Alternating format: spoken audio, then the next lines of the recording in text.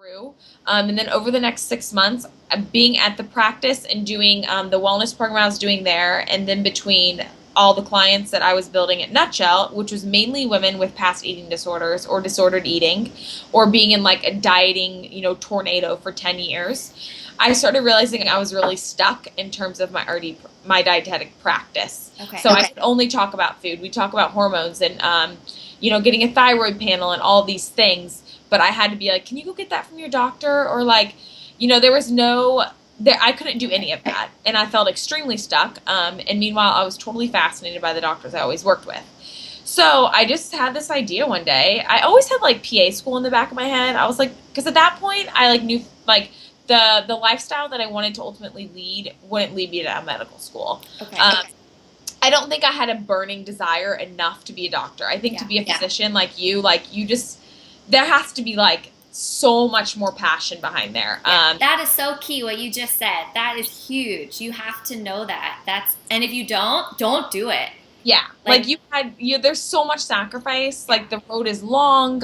It's hard. And for me at that point, I was like, I love all this, but I don't think I love it enough to go to medical school. That's great that you knew that.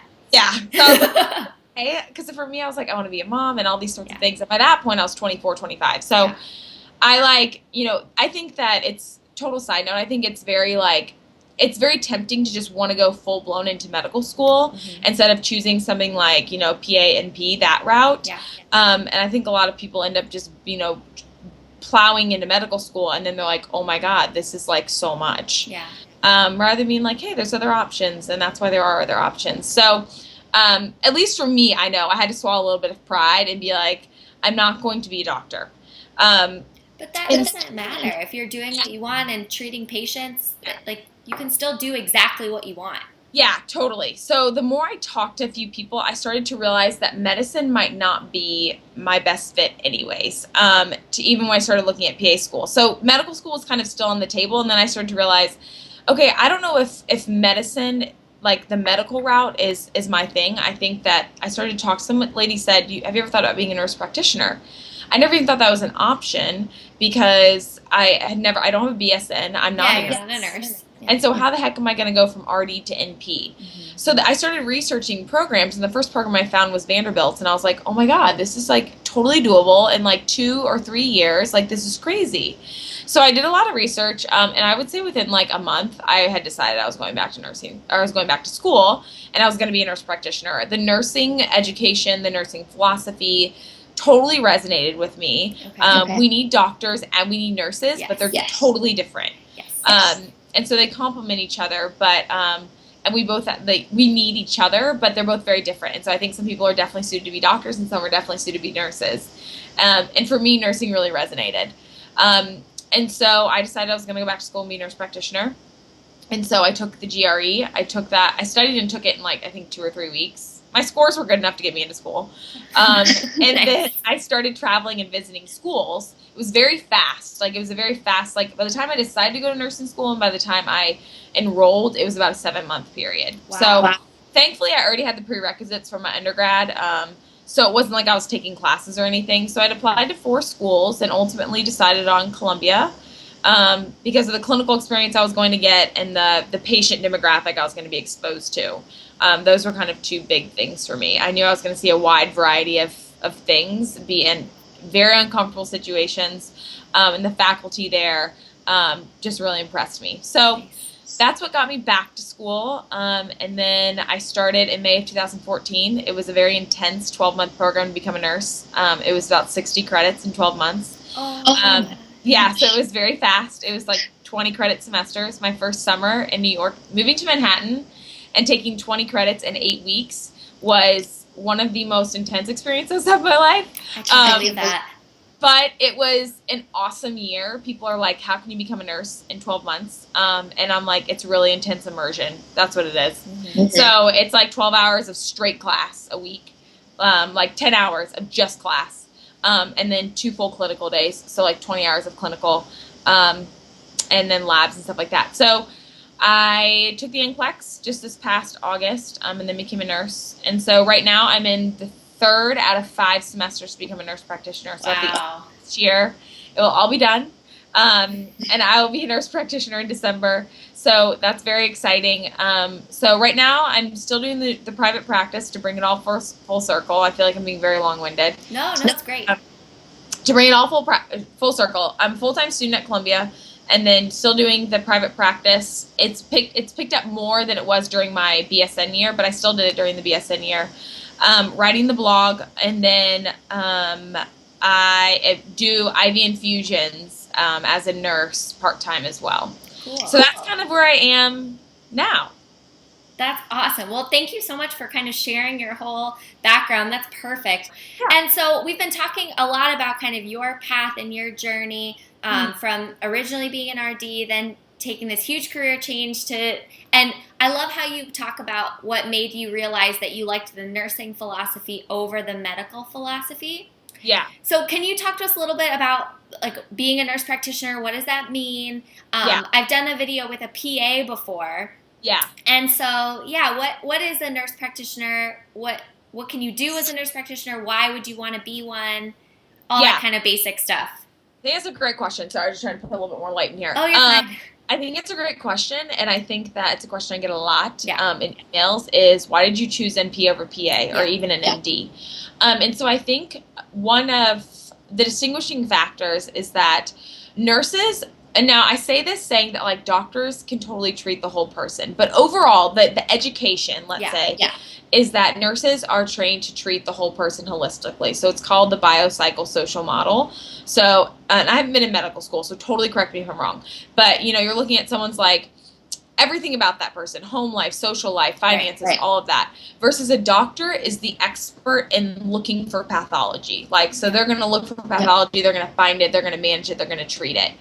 And the nurse is definitely going to look for all of that. But I always give this example of, let's say that somebody comes in, and let's say, since I work a lot with women with eating disorders, let's say a woman comes in and she's coming in for a cold, and the doctor looks for all the symptoms for the cold, and then writes a script, does any lab work, whatever, and then sends her on her way. Treats, manages, right, makes sure she can get a prescription, all of that, and then treats her on her way. Versus a nurse practitioner might have her come in, and then since we're kind of looking at the whole patient, we're like noticing, okay, maybe she has poor nutrition and she looks a little thin, and so maybe we should talk about what's going on like in school or like things like that, and then we find out that she's actually suffering from an eating disorder. So things like that the nurse is going to kind of take a step back and look at the whole person. So that's the way the nursing education is built around. Mm-hmm. So the nurse might not be an expert in looking for the pathology and finding that and managing and treating it, but there might be other things that they're aware of. They call it like thinking like a nurse. Versus like the doctor, who's going to be able to like find that pathology and treat it and whatever it might be more than the nurse might, but they might miss the other things that are part of the patient but aren't exactly medically related. Does that make sense? Sure. Okay. Do you have any other input?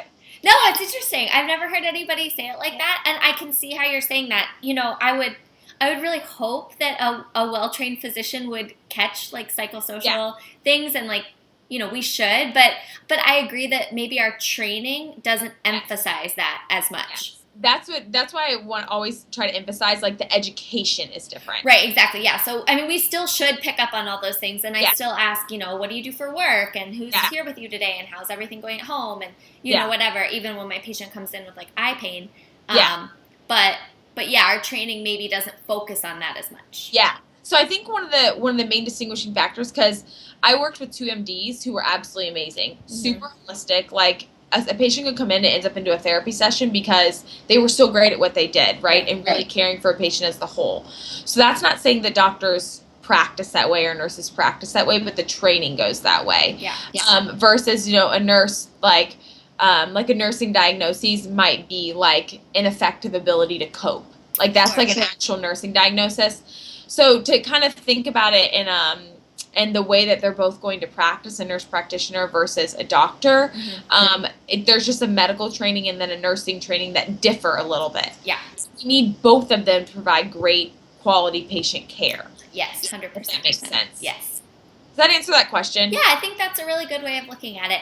And the PA route is more along the medical side of training. They get the same kind of training as an MD. Yes. They don't get the nursing school of thought type training. Yes. Yeah. Okay. And so I think that there are people that are, and so what made me decide NP over PA is that, and this isn't in all states, but in New York, I definitely know that NPs can practice autonomously versus PAs who can't. So they always have to be under the license of a doctor. Right. But the NP can practice autonomously, so I could have my own practice, or people could get all their primary care from me, which really is, I think, where medicine is shifting, which I think is why we need more NPs. We need more NPs to be in primary care and doing all of that, because that's, I think, where the NP training is focused and where we can thrive, versus doctors need to be trained and specialized and be able to look for all of those things that NPs just aren't going to catch because we aren't trained that way.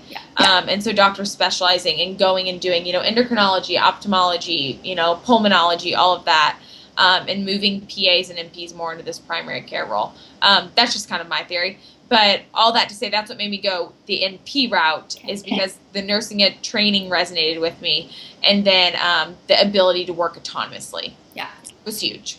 That's great. And so what's the schooling like for an NP? I mean, you did it a little untraditionally, but what's the normal traditional schooling like? Yeah. So traditional schooling for an NP would be you do a 4-year bachelor's degree, let's say, and then you become a nurse. And then typically it's 2 years full-time to become a nurse practitioner. Some schools require you to have experience as a nurse before you enter into their NP program. Like the University of Virginia, I had applied there since I was living there at the time, and I was going to do their you were going to get a master's in nursing, and that would make you a clinical nurse leader. So you're a nurse, but you're a little bit more. You have some leadership skills. It's kind of like a glorified charge nurse, I'd say. Okay. And so you'd be that, and I'd be a nurse, but then they wanted you to work for a year and then come back for their NP program. So that's kind of your traditional route. Or a lot of people do it part-time, where they nurse and then they go to school part-time to become an NP. For me, since I was an RD, or anyone, I have classmates who were in opera. I have a guy in my clinical group went to Juilliard and was an opera singer for 10 years. Other people that were in marketing, other people that literally worked on a farm, organic farmers, or worked at wineries. So everyone comes. So it's not like I'm in a medical field, so then I'm going to this program. Really, anyone, does not matter. I see. And then they're called entry to practice programs. And so it's a combined program to where you get an you get a bachelor's degree in a year to a year and a half. Columbia's was the shortest. It was 12 months. And then you seamlessly move into the MSN program, which is the master's portion. And you can choose to work or you can choose not to work. So I have some classmates who took a year off after the BSN and they're working full-time as a nurse and inpatient. I have classmates now who aren't working at all. And then a lot of them do things like me, to where it's part-time. Some sort of part-time nursing. I wanted nursing experience, and I love nursing, so I wanted to work. And then, so total, this program is 2.5 years, but it's spring, summer, fall, spring, summer, fall. It doesn't stop. Yeah. Wow. So 8 semesters. Okay. So that's what I took. So it's kind of different options depending on where you are in schooling. Yeah, and depending on the program that you choose and whatever. Totally. Every program's different. And so it's picking like the Vanderbilt program, you don't get a BSN, but you get an RN. So after a year. So you don't have a bachelor's degree, but you can become an RN. It's like an associate's. Okay. So everyone's going to differ a little bit. Yeah, okay. And then you kind of touched on it and said nurse practitioners have a really great role in kind of primary care, but what does a nurse practitioner do? What's the day-to-day kind of job description? I know that it can differ, but... Yeah, totally. So I would say, the nurse practitioner, what they do is going to be very similar to what you see a doctor doing or what you see a PA doing. Yeah. Very similar. Whether even you're in the hospital, or I'm going to speak more from a primary care route. Like right now, my clinicals are at an urgent care center, which functions like a fast track ER out in a community in Brooklyn. So it really, it's set up like an ER and all of that. We're just not seeing life-threatening stuff. But the nurse practitioner is going to do the same thing, where you're going in, you're doing an assessment, you're doing a physical exam, you're taking a history, and then based on that, you're ordering, diagnostic testing, so labs, CT scan, radiology, those sorts of things. And then you're diagnosing, and then you're going to treat, and you're going to manage. So the same sort of thing of seeing patients, assessing, doing all that, the same thing you'd see a doctor doing, the nurse practitioner is going to do. The things that distinguish it or nurse practitioners can do like minor procedures, like maybe sutures or something, like in an outpatient setting. A doctor is going to be able to obviously hold a scalpel and do surgery and all of that. And even PAs can do that. Nurse practitioners are not trained to do surgery or anything like that.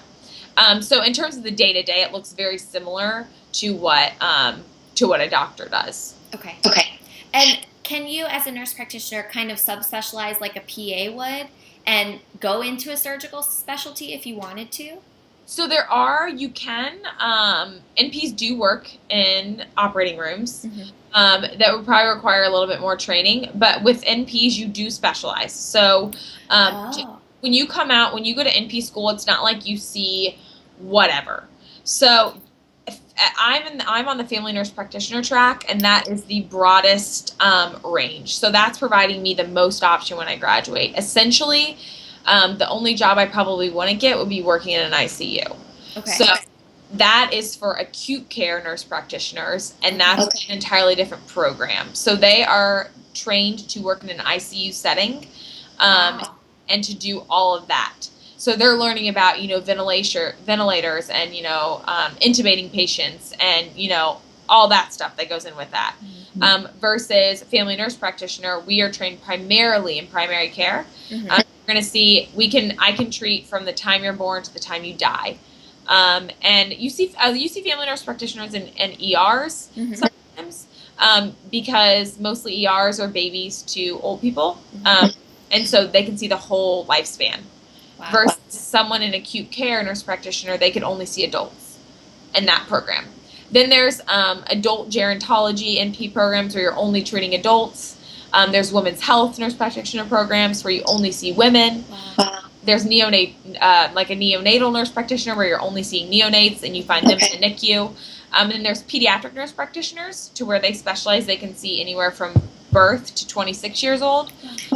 And there's people that are doing that. And then there's also psychiatric NPs. So people who only see psychiatry. So they're not going to be trained in a lot of like the medical side of things. They're going to be more on like the psychiatrist side of things. Okay. So you kind of need to know what you want to do when you choose what NP program you're going to do. So I didn't realize that. Yeah, you'll be choosing a track. So Columbia's was good because you could go your whole BSN year and then change your specialty. That's nice. If you wanted to, so I have people that, I have friends who maybe were going to be, and actually as an NP, you can also be a certified nurse midwife, which means that you would deliver babies, which is different than just a midwife. So the certified nurse midwife is going to be able to provide medical treatment. Yeah. So kind of like an OBGYN, but it's more of a low intervention approach. A nurse midwife would not be able to do a C-section. Or if it's super high risk, she's not going to do that. But they can do that too. So you change your specialty if you want to. So you have to pick a track and specialize, but an FNP is what you see most commonly because it's going to provide you the broadest knowledge.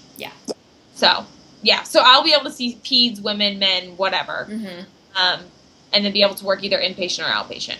Okay, that's a big difference from PA, and I didn't realize that because they can go be an infectious disease PA or an oncology PA or whatever. Yeah, totally. So when you're a PA, I think you full reign when you graduate, right? Like do whatever. Versus nurse practitioners kind of specialize on a track in school. So they'll have like a focus when they get out. Very cool. Okay.